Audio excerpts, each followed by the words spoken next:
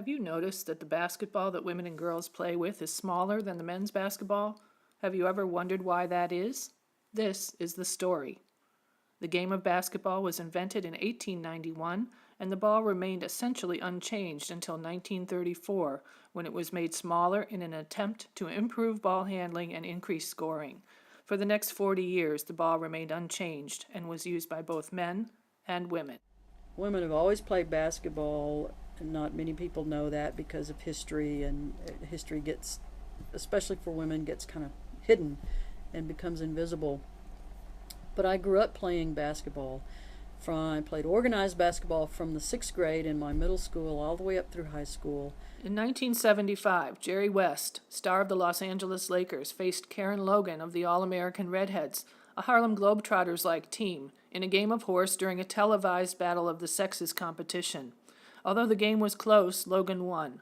However, she thought that if West had moved outside her shooting range, she would not have been able to match him due to his superior strength and size. After the competition, Logan began to think about the adaptations other sports had made for women. She was convinced if women used a smaller basketball with the same wide seams, they could improve their shooting range.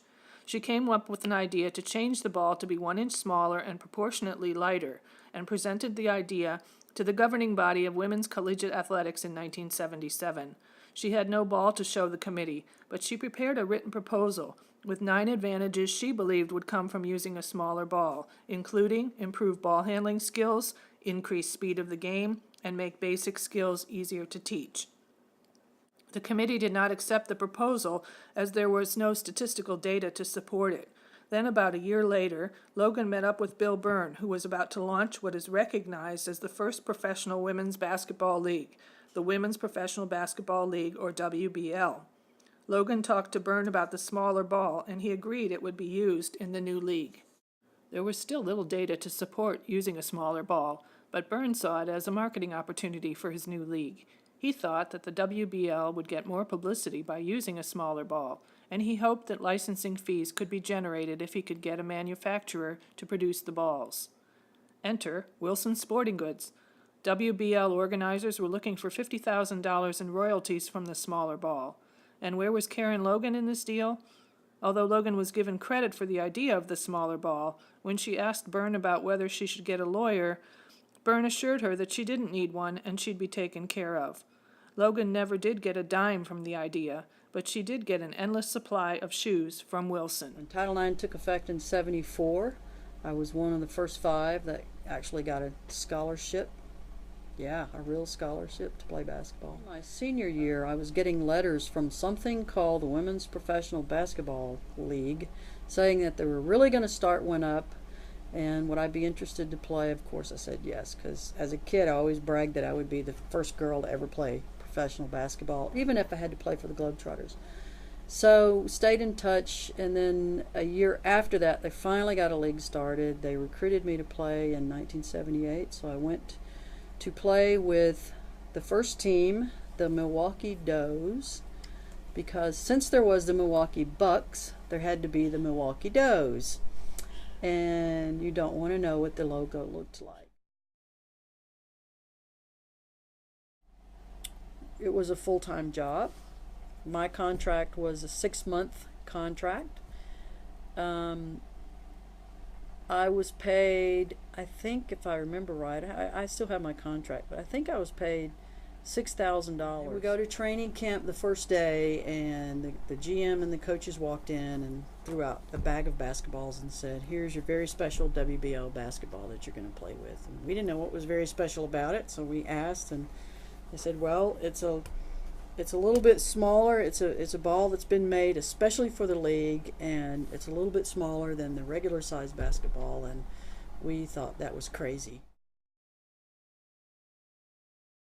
That to have played, and here you have basketball players who've been playing basketball for 12, 13, 14, 15, 16 years with one piece of equipment, and now they want us to change and to play professional and to get paid to do it. So but we picked them up and started playing with them. The immediate thing we noticed was, that some of us could palm this ball fairly easily, and It was much easier to pass and throw and shoot with it because it was just a little bit lighter, not much. But I remember we were scrimmaging on one of those first days at training camp, and I'm a point guard, so someone came down with a rebound, threw me the pass, and I saw someone take off down the court, so I went to throw them the ball, and I threw it completely over the backboard at the other end of the court. It shocked me, it shocked everyone, and I'm like, look, I just used the motion that I'm used to, and muscle memory takes over, of course, of those skills, but so I threw it over the backboard. But within a few days, it didn't take us long. We got used to it, and we fell in love with it, and then we didn't want to play with the other ball. I mean, the other balls were there, but you picked them up, and it almost, to professionals, to elite athletes, these minor differences, we can notice them, and it makes a big difference. To somebody else, if you sat this ball and the regular ball side by side, it's very hard to discern the difference between the two basketballs. But when you play with it and you pick it up and you shoot it and you dribble it and you throw it, you can especially see the difference. So within a few days we were very happy that we had these new basketballs to play with. Loved them. Unfortunately, the WBL had a rocky 3-year existence with multiple owners, coaches, and financial challenges. The Does and 3 other teams of the 8-team league shut down in September of 1980, and the WBL hosted its final championship game in April of 1981. The WBL tried to make a go of it several more times and was followed in the late 1990s by the American Basketball League, or ABL, which featured players like Teresa Edwards, Dawn Staley, and Jackie Joyner-Kersee. But in June 1997, the NBA decided to throw its hat into the ring with women's basketball and began buying up contracts of the best ABL players to play in the newly forming and NBA-supported WNBA. Meanwhile, Pitts entered the PhD program at University of Alabama. Her dissertation study analyzed performance of high school and college female basketball players using a series of skills tests and measurements. I decided to go back to school to get my doctorate with this new thing coming up called Sports and Fitness Administration, which is now sport management. But went back to the University of Alabama, and I always I'll say I borrowed a couple of these basketballs from the team to take with me to hang on to. I'll take them back one day. And coming off of that kind of a career, I'm always going over to the gym to get into some pickup games, and I always insisted that we use my basketball. So you have all kinds of people in a gym that's just there for pickup games, women as well as men there. And everyone there eventually knew about my special basketball, and they all wanted to use it. Everybody just loved it because it was like, oh, look at this. I can palm this ball. I can throw it. It's so easy to shoot with using an actual, jump shot instead of having to come from here with the basketball and having to heft it up there. So my doctoral advisor, Dr. Joe Smith, was an exercise physiologist, and he played with it, and he thought it was very special. And he's the one who had the idea that maybe this should be my dissertation study. So he and I talked a lot about how do you study this thing? How do you measure the effects of skills, and does it make a difference? I asked Wilson Sporting Goods to send me the basketballs for the study, and they sent me 4 dozen of the basketballs for the study. And I used 4 high school girls teams and 4 college women's teams. I tested them using a basic AFORD basketball skills test, using the regular size basketball. This was after the basketball season was over with, because I couldn't go in there and mess with them during the regular season. And then I would leave them a bag of the basketballs, at least a dozen or so of them, and tell them, just come out some days and play with it and see what you think, and I'm going to come back in 2 weeks. So I came back in 2 weeks, did the same test, and when I would get ready to leave at the end of the testing and I started gathering up the basketballs, I had to fight them to get the balls back from them because they had fallen in love with the ball. And they all wanted to know, well, can we keep this? Are we going to play with these now? Is this going to be our basketballs now in high school or in college? And I would have to say, well, not that I know of, but maybe one day, you'll get these balls. The ball Logan had proposed was smaller, but there was no research done on the recommended size of the ball. Pitts would later say, in comparing the average hand size of the female basketball players with that of the male players and the surface area of each basketball that the hand size covers, the female is still at a disadvantage with the new, smaller ball. What I wanted to see happen was a natural progression of introducing this different piece of equipment to the girls and women's game. So I wanted to see the high schools adopt it first, and then 2 or 3 years later for the colleges to adopt it, because those would be the players who had gotten used to it, and then they would go into college ball, and then the colleges would adopt it, and there would be this, logical sense of progression.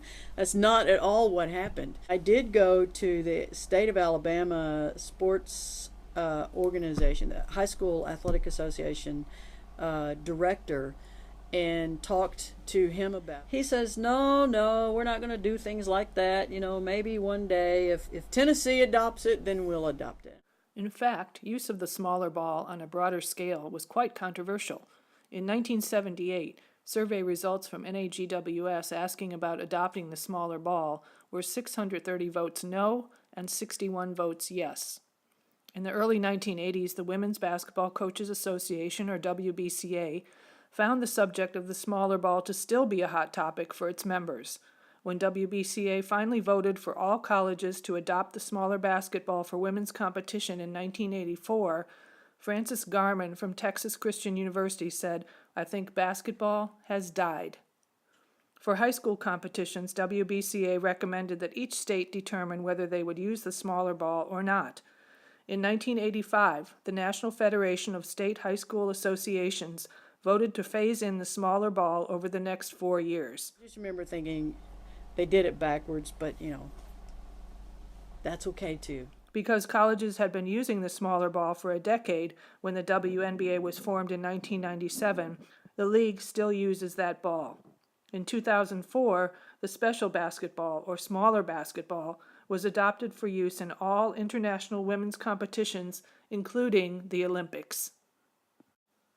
Questions are raised from time to time about whether women's basketball should use the same size ball as the larger men's ball, along with questions about raising the basket, changing the three-point line, or making other adjustments to the game. And adjustments have been made. Does playing with the special basketball really make a difference? Enter Inflategate. In the 2016-17 women's basketball season, teams coming to the College of Charleston noticed that something was off with the basketballs they were playing with, but they couldn't quite figure out what was wrong. In a January pregame practice, UNC Wilmington inspected the balls, but no size was marked on them, so they continued to use those same balls. In that game, UNC Wilmington shot a season worst, 21% from the field and 1 of 18 from three-point range. Later in the season, another team was able to provide evidence to the Colonial Athletic Association about the basketballs being used, which led the CAA to reverse the wins that had been recorded by Charleston while using the wrong-sized basketball.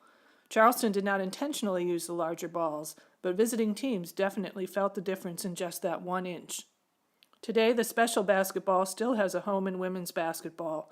Dr. Pitts continues her love of basketball and sports as a professor of sport management at Georgia State University, where she is internationally recognized in sport business management and sport marketing. She has been inducted into both the Women's Basketball Hall of Fame and the Alabama Sports Hall of Fame. The original WBL ball has a home in her office. Her research and experience has helped change the game of women's basketball, and now you know how.